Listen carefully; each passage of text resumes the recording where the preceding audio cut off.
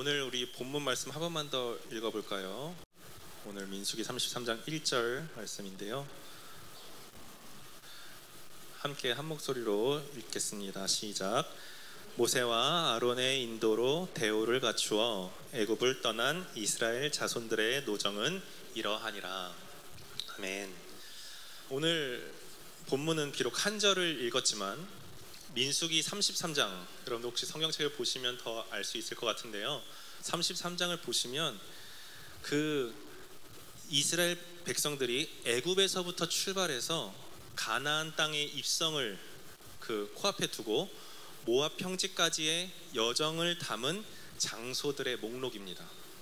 그래서 여러분들 보시면 왜 창세기나 마태복음의 족보가 누가 누구를 낳고 누가 누구를 낳고 지루한 반복처럼 이 오늘 33장에도 보면 성경책을 보시면 확인할 수 있겠지만 1절을 읽고 5절부터는 얘네들이 어디를 떠나 어디에 진을 치고 어디를 떠나 어디에 진을 치고 이런 내용의 반복이 등장하고 있습니다. 그래서 이 민수기 33장을 읽다가 보면 언급되고 있는 장소들이 발음하기도 어려워요. 그리고 아주 생경한 장소들이다 보니까 보통은 깊이 생각하지 않고 그냥 대충 그냥 쓱 읽고 넘어갈 때가, 스킵할 때가 있죠. 이 노정 목록에는 애굽에서 출발했던 장소인 람셋까지 포함하면 총 42곳의 장소들이 언급되고 있습니다. 근데 이 42곳의 장소들이 다 뭐 출애굽기나 민수기에 기록되어 있진 않아요. 오늘 33장에만 그냥 이 이름만, 장소만 기록되어 있는 부분들이 많이 있다라고 하는 거예요.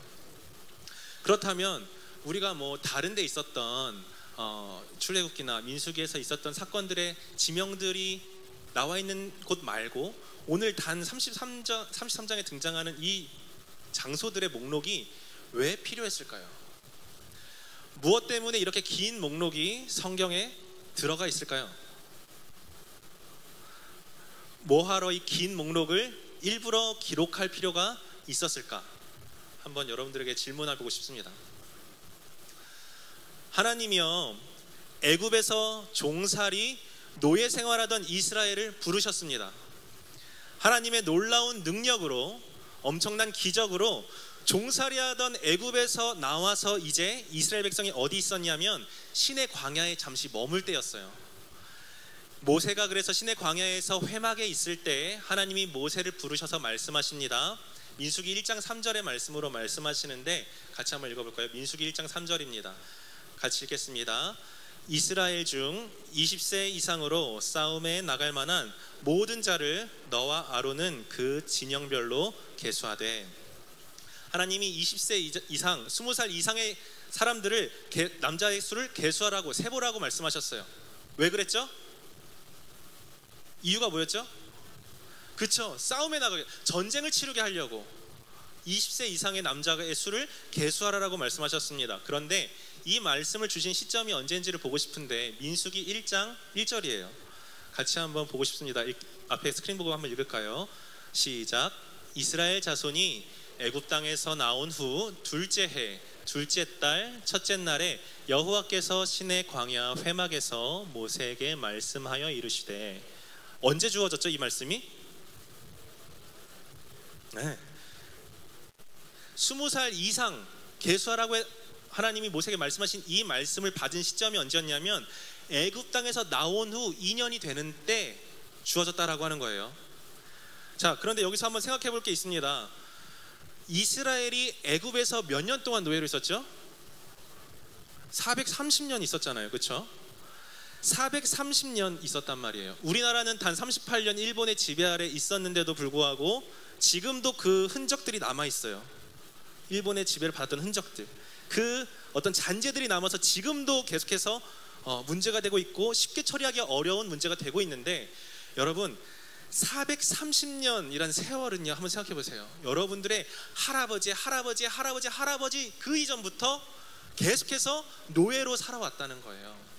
이 말인즉슨, 이 말의 뜻은 뭐냐면 뼛속부터 자기의 정체성이 종, 노예, 애굽의 종이었단 말이에요.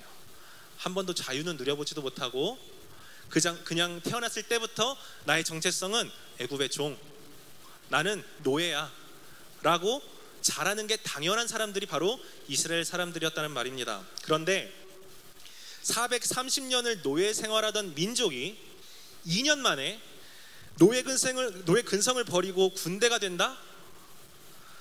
시내산에 있는 지금은 비록 노예는 아니에요, 그렇죠? 그렇지만 그렇다고 나아진 것 하나도 없습니다. 좋게 말해서 하나님의 인도함을 받고 있다라고 표현을 하고 있고, 우리가 볼 때 하나님의 인도함을 받았다 뿐이지 사실상 이스라엘 백성들은 자신들을 그 2년 동안 떠돌이 나그네 신세로 생각했습니다. 자기들이 이스라엘이 하나님의 군대가 된다는 상상은 해볼 수가 없었어요. 그래서 성경에도 우리가 많이 목격하듯이 이스라엘은 하나님의 놀라운 역사를 경험하면서도, 하나님의 그 놀라운 은혜를, 기적을 경험하면서도 그놈의 뭐 때문에? 노예 근성 때문에. 뭐 때문에?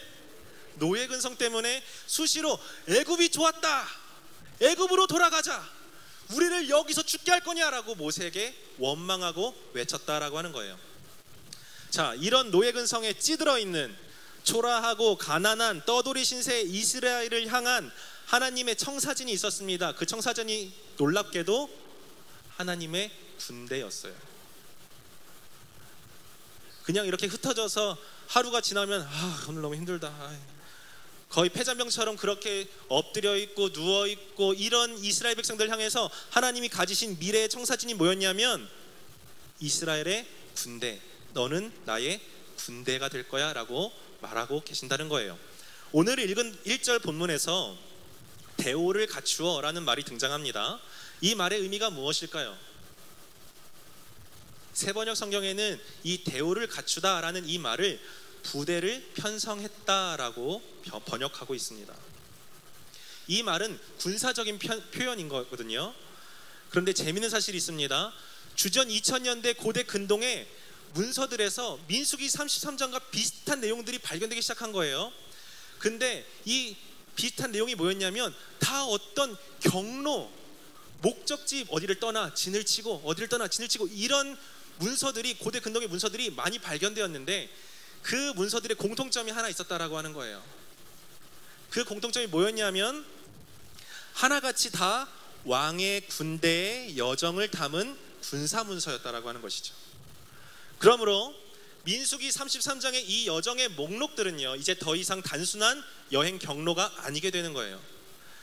이 경로는 뭐냐면 약속의 땅을 향해 나아가는, 행진하는 왕의 군대의 행진 경로가 되는 것입니다. 자, 왜 하나님의 청사진이 군대였을까요? 하나님은요, 이스라엘과의 관계에서 다양한 관계의 비유를 말씀하시거든요.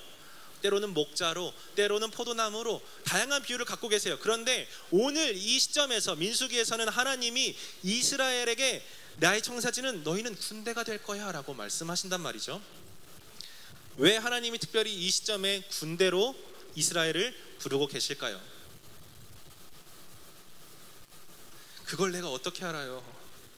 그런 표정으로 저를 심각하게 쳐다보시는데 생각보다 답은 간단합니다. 하나님이 약속하신 가나안 땅에서는요, 전쟁이 필요하기 때문에 그래요.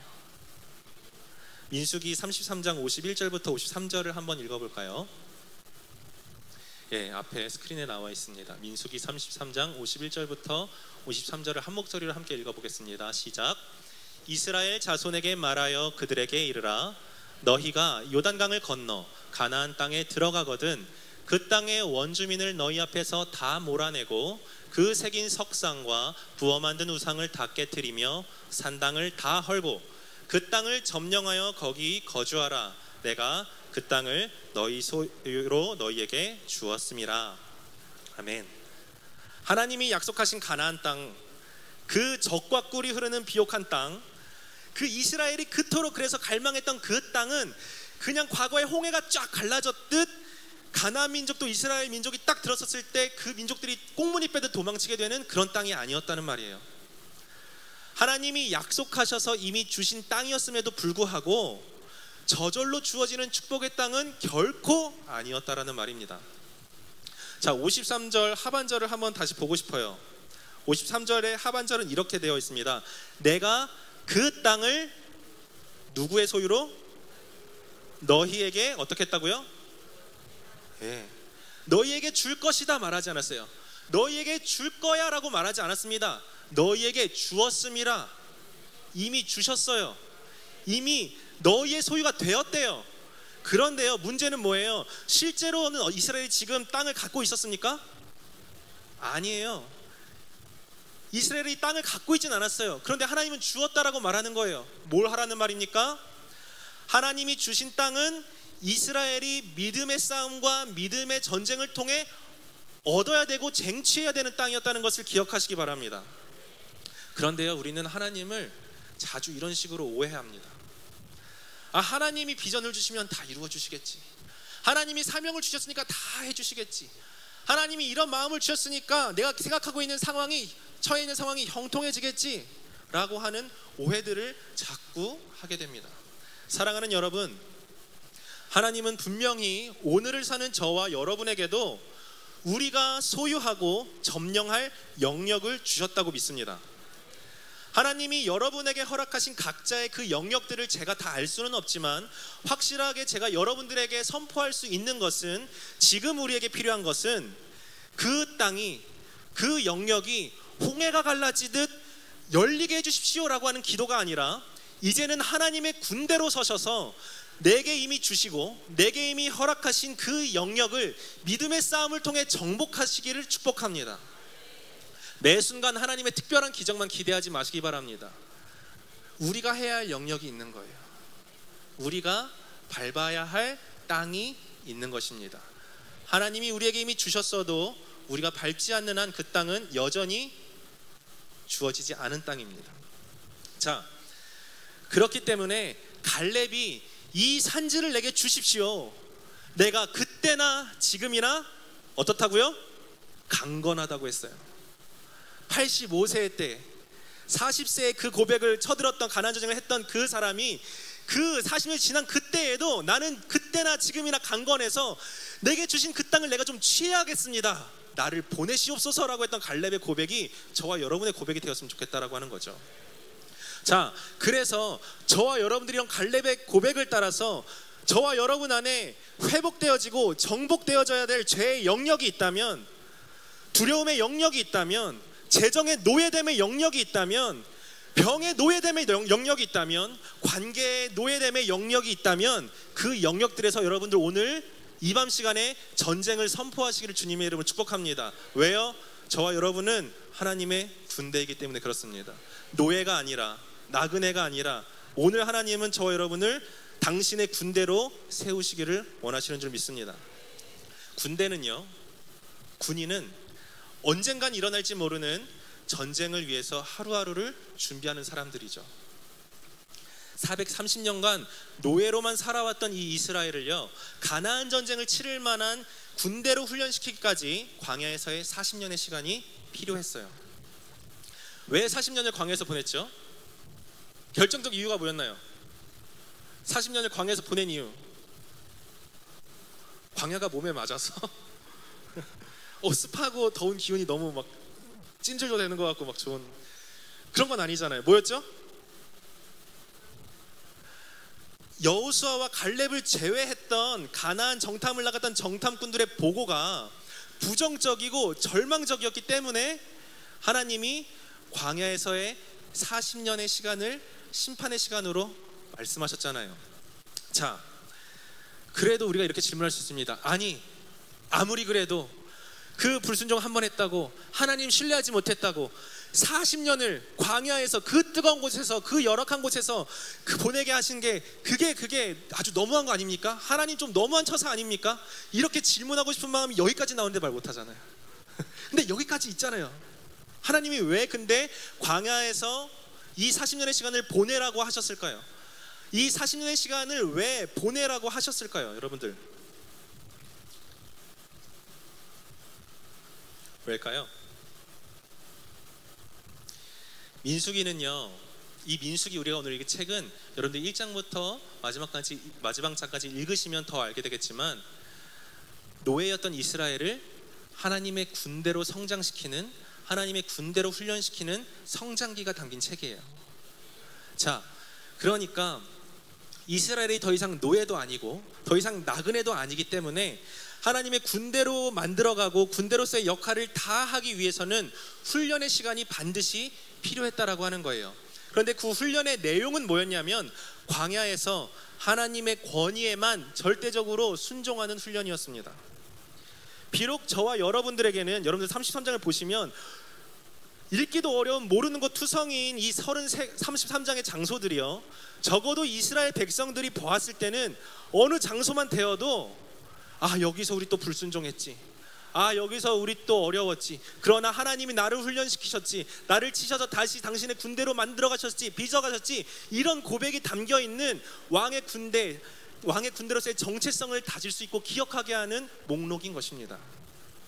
자, 제가요 군대 처음에 입대할 때요, 이상하게 군대 입대하는 날은 지워지지가 않아요. 4월 6일이었거든요 그때 이제 저희 부모님과 권사님들 몇 분과 지금의 아내인 제 그때 여자친구였던 제 아내와 그 아내와 친한 청년과 저를 마중을 가줬어요. 네. 그때 이렇게 갔는데 이제 그때 당시에 이제 신병들 입대하는 사람들이 어떤 강당에서 한 400~500명 정도가 이제 강당에서 모이는 거였고, 강당 밖에 막 현관에서 이렇게 다 뜨겁게 가족들과 친구들과 여자친구와 뭐 인사를 막 하고 있었어요. 다 안녕, 뭐 울는 사람도 있고요. 그 옆에서 조교들이 자꾸 왔다 갔다 하면서 자, 여기는 넘어오시면 안 됩니다. 자, 오늘 입대하시는 분들은 빨리 강당 안으로 들어가 주십시오. 막 이렇게 말하더라고요. 그래서 시간이 좀 지나면서 막 다 아쉽게 헤어지고 다 가서 이제 강당에서 이렇게 어쨌든 서 있는데 옆에 창문들 보니까 한 번이라도 아들을 더 보려고, 한 번이라도 남자친구를 다 보려고 막 부모님들이 이렇게 막 기웃기웃거리고, 우리 아들 어디 있나, 다 머리 빡빡 깎아놓고 다 거기에 이렇게 400명 놓으면 못 찾아요. 근데 막 다 찾고 있더라고요. 여기 안에 있는 남자들도, 입대한 사람들도 막 그 창문을 막 찾아보고 있는 거예요. 우리 엄마 아빠 어디 있지, 내 여자친구 어디 있지, 막 찾고 있어요. 저도 그때 막 돌면서 우리 엄마 아빠를 찾았었는데 그때 제 아내만 찾았어요. 이렇게 막 찾았어요. 근데 강당의 문이 철커덩하고 닫히더라고요.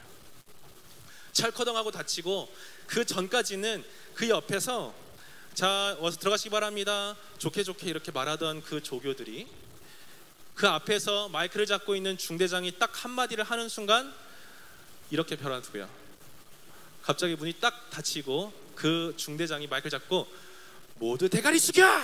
이렇게 얘기하더라고요.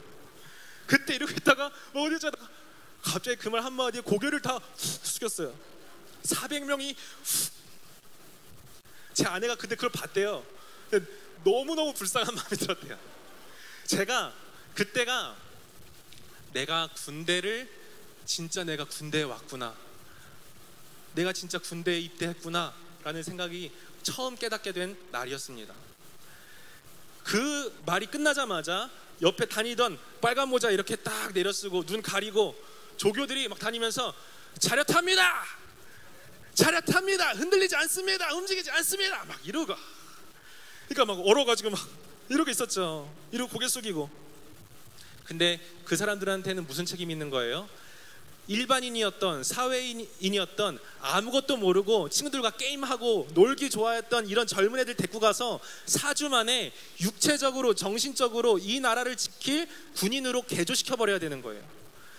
이 조교한테는, 이 교관한테는 우리를 군인으로 바꿔놓을 책임과 목적이 있는 것입니다. 마찬가지로요, 이스라엘이 하나님의 군대로서 다시 태어나려면, 뼛속까지 박힌 노예 근성을 지우려면 처절한 훈련의 시간이 필수적이었습니다. 그렇다면 그 군대의 훈련을 통해서 궁극적으로 배우는 것이 뭘까요?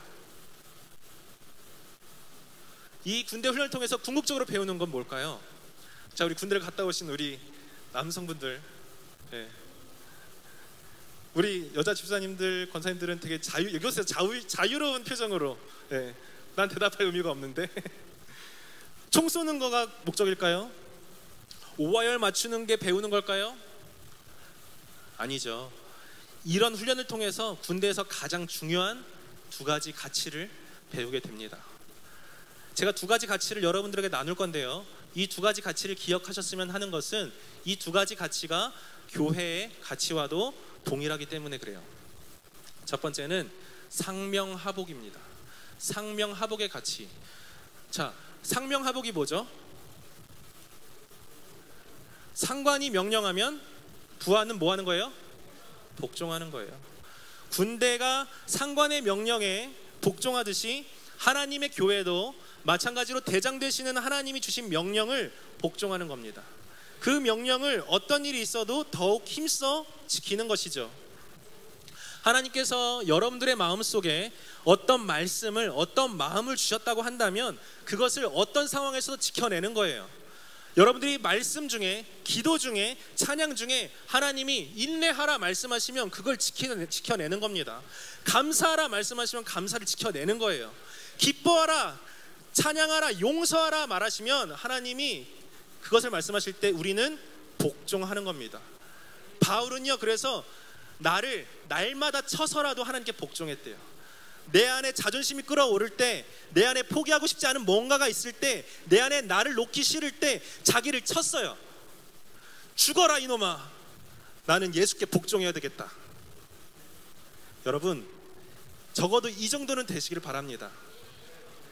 우리가 하나님의 그리스도의 군대로서 날마다 나를 쳐서 하나님의 명령에 복종케 하는, 하나님 앞에 우리의 무릎을 꿇게 하는, 하나님의 명령에 복종하는 그리스도의 군사들 될 수 있기를 주님의 이름으로 축복합니다. 자, 또 다른 가치 하나는 연대 책임입니다.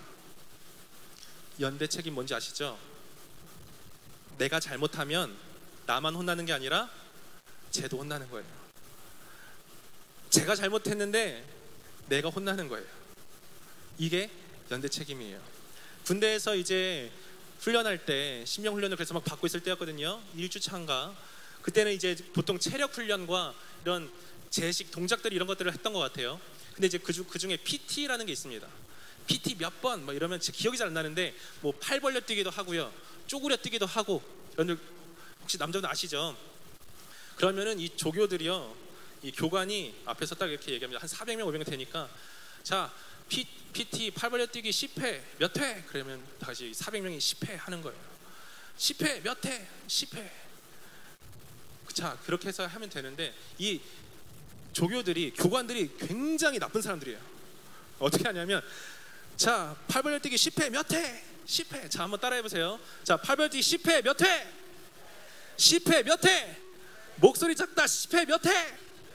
8회 시작. 이렇게 10회라고 계속하다가 마지막에만 8회 딱 이렇게 해버리면 마지막에 반복 구호하는 사람들은 이제 열애가 되거든요. 마지막 10을 외치면 안 돼요. 마지막 8회를 외치면 안 돼. 8회 몇 회 했을 때 8회 시작하면 이제 거기서 하나, 둘, 셋, 넷, 다섯, 여섯, 일곱까지는 목소리를 엄청 질러야 돼요. 근데 8이 됐을 때, 8회가 됐을 때는 그냥 착 하고 서야 됩니다. 근데 35도 땡볕에 철모 쓰고 전투복 입고 땀 삐질삐질 흘리고 이 사람 내 정신이 아니야. 그러면은 7, 8, 400명이 한 4, 5명이 그런 얘기를 해요. 그러면은 곳곳에서 탄식이 막 들려오죠. 아이씨, 이런 일이 막 있어요. 그럼요, 그 앞에 교관이 너희들은 하나야. 전우가 잘못됐을 때 너희들 두고 갈 거야. 자, 다시 다 같이 한다. 4, 5명 때문에 다른 수백 명의 사람들이 다시 그거를 해야 되는 거예요. 그 사람만 열애시켜서 하면 되잖아요. 틀린 사람만 정신 차리고 그 사람만 열애시켜서 하면 되는데, 그 사람 열애시키는 것도 아니, 그 사람만 열애시키고 나머지는 또 시키는 거예요. 하나가 될 때까지. 이게 연대 책임이에요. 근데 이게 군대에서의 연대 책임이 교회에서 오면 무슨 말로 되냐면 공동체성입니다. 너무도 어려운 이 시대에 교회는 이 공동체성을 필사적으로 사수해야 합니다. 왜냐하면 우리는 믿음의 싸움을 결코 혼자서는 싸울 수가 없기 때문에 그렇죠. 어쩌면 여러분들은 저에게 볼멘 소리를 할지도 모릅니다. 아니, 목사님 상황이 너무 안 좋잖아요. 아니, 목사님 교회에 나오라고 하는 것도 어려워요. 목사님 우리가 만나지도 못하는데 어떻게 공동체성을 사수할 수가 있습니까? 이런 이야기를 할 수가 있어요. 맞아요. 물리적으로 직접적으로 만나는 것에 제한이 있고 한계가 있습니다. 그러나 기도는 할 수 있습니다. 예배에 나오지 못하니까 온라인으로 예배를 드리는 것도 그렇게 하려고 해도 쉽지 않으니까 신앙이 약해지고 또 흔들리고 있는 셀원들, 교사들, 내가 속한 식구들, 공동체들 보면서 간절한 마음으로, 안타까운 마음으로 더 뜨겁게, 더 간절한 마음으로 하나님의 긍휼을 구하면서 기도해야 되는 건 아닐까요? 저는 그렇게 생각합니다. 코로나가 우리가 만나는 것을 막고 예배 현장에 나오는 것을 막을 수 있어요. 그러나 코로나는 절대로 우리가 기도하는 것을 막을 수 없습니다. 심지어 코로나 상황이 악화되어서 우리의 모임이 완전히 제한되고 온라인 예배로만 다시 드려지는 그런 날이 다시 온다고 할지라도 우리는 여전히 하나님께 기도할 수 있고 하나님은 그 기도를 들으시는 줄 믿습니다. 제가 미국에 있을 때 온라인 예배만 드리니까 어느 순간 제 안에 어떤 마음이 찾아왔냐면 홀로 있는 것 같다, 나는 이 교회와 상관이 없는 것 같다라는 외로움이 찾아오기 시작했어요. 그럴 때 한 사람이 저에게 전화를 걸었습니다. 영어도 못하는데요, 영상통화를 했어요. 얼마나 부담스러웠는지 몰라요. 텍스트, 문자 메시지는 하겠는데 영상통화를 하니까 얼마나 부담스러웠는지 몰라요. 근데요, 그거를 마치고 나면서 제가 깨달은 게 있어요. 이 사람이 나를 생각해 주는구나. 내가 이 사람과 연결되어 있구나. 나는 미국 땅에서 혼자 예배 드리지만 혼자는 아니었구나. 이거를 제가 깨닫게 되었다라는 것이죠. 여러분, 이럴 때일수록 여러분들이 속한 공동체를 기억하시면서 전심으로 기도하시기 바랍니다. 더 힘껏 연락하시기 바랍니다. 만나지 못해요? 문자하세요. 전화하세요. 그리고 나서 격려하세요. 사랑합니다. 힘내십시오. 위로가 있습니다. 기도하고 있습니다. 여러분들의 사랑의 마음을 더 나눠주시기를 원합니다. 이게 하나님의 군대로서 교회가 가져야 할 공동체성인 줄 믿습니다. 우리의 사랑의 마음을 표현하는 것을 게을리하지 마십시다. 오늘 한 명이라도 더 격려하고 기도해서 그리스도의 몸된 교회를 함께 세워나가는 저와 여러분이 되기를 축복합니다. 정부가 교회를 강력하게 제재하던 이 규제를 해제하려던 참에 어제 또 안타까운 소식이 있죠. 또 가까운 장지동 쪽에 교회에서 확진자가 나왔다는 소식을 접하셨을 겁니다. 어떻게 반응하셨나요? 이것을 가지고 교회 외부에서는 당연하고 물론이고 다른 교인들도 교회들도 비판하고 있어요. 물론 그 교회가 잘못한 점이 있고 안전에 대해서 간과하고 미흡하고 아쉽게 행동한 부분들이 있습니다. 그런데 제가 감히 부탁드리는 것은 그 교회의 연약함과 아픔과 어려움까지도 우리가 함께 지었으면 좋겠어요. 그 교회는 남의 교회가 아니에요. 주님의 교회인 줄 믿습니다. 그 교회를 위해서, 또 한국 교회를 위해서 함께 아픈 마음으로 기도할 수 있는 성숙한 열방의 그리스도인이 되었으면 좋겠습니다. 사랑하는 여러분, 목사님의 표현을 빌리자면 지금은 비상한 시기예요. 남녀노소를 불문하고 아무도 경험하고 통과해보지 못한 시대의 한가운데 있는 전시 상황과도 같습니다. 이런 시대 가운데, 이런 전시 상황 가운데 하나님은 저와 여러분을 하나님의 군대로서 부르고 계십니다. 환경 때문에 불평하고요, 원망하고요, 흔들리는 저와 여러분을 다시 과거에 그 편안했던 그때만 회상하면서 그때로 돌아가고 싶어요 하고 있는 약하고 악한 저와 여러분을 하나님은 지금도 군대로 부르고 계시다라고 하는 말이에요. 그리고 하나님을 신뢰하고 하나님께 순종하는 믿음의 싸움을 통해서 우리가 넘어서고 성장하고 회복해야 할 영역을 취하라고, 정복하라고 말씀하십니다. 여러분 어떻게 대답하시겠습니까? 하나님, 전 못해요. 지금 상황 어렵잖아요. 예전처럼 조금만 환경이 나아도, 상황이 조금만 더 좋아져도 제가 감사할 수 있겠는데 지금 못하겠어요. 지금 옛날 같으면 내가 기도할 수 있는데 지금 못하겠어요. 인내할 수 없어요. 혹시 이렇게 고백하고 있지는 않습니까? 이 고백이 노예의 고백임을 기억하시기 바랍니다. 하나님을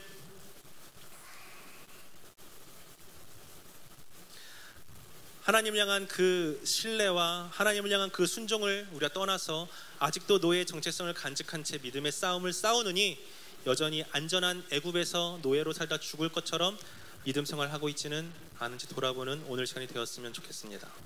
제가 믿기는요, 제가 믿는 하나님은 마른 뼈들도 당신의 군대로 일으키시는 분인 줄 믿습니다. 우리의 삶이 메마르고 우리의 삶이 연약하다 하더라도 우리를 군대로 일으키시고 훈련시키시고 완성하시는 분이 하나님이신 줄 믿습니다. 하나님의 계획을 믿고 순종하는 것이 저와 여러분의 역할인 줄 믿습니다. 오늘 누가 저와 함께 하나님의 그 계획을 믿고 대장 되신 주님 앞에 군사로서 서시겠습니까? 더 이상 부정적이고 수동적이고 두려움만 가득한 노예의 정체성이 아니라 왕의 군대 군사로서 살기를 오늘 누가 결단하시겠습니까? 또 하나님이 이미 내게 허락하신, 이미 내게 주신 그 회복의 영역을 향해서 믿음의 싸움을 싸우실 분이 계십니까? 또 누가 하나님의 군대로서 사랑으로 공동체의 짐을 함께 지시겠습니까? 오늘 이 밤 시간에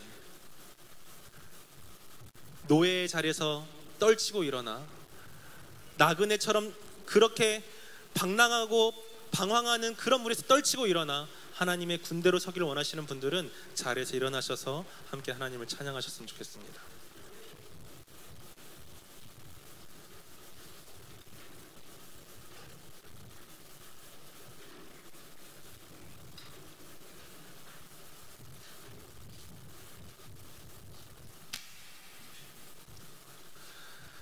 사랑하는 여러분, 여러분들의 삶이 메마르고 여러분들의 삶이 연약하고 그래서 과거가 참 좋았는데, 이전에 참 좋았는데 지금 너무너무 힘든데 이 고백 하나님 앞에 드릴 수 있다고 믿습니다. 그러나 민수기 말씀을 통해서 하나님 오늘 우리에게 주신다고 믿는 것은, 그래, 너의 힘든 그 상황을 뛰어넘어 하나님의 군대로 서기를 원하시는 하나님의 마음을 경험할 수 있기를 축복합니다.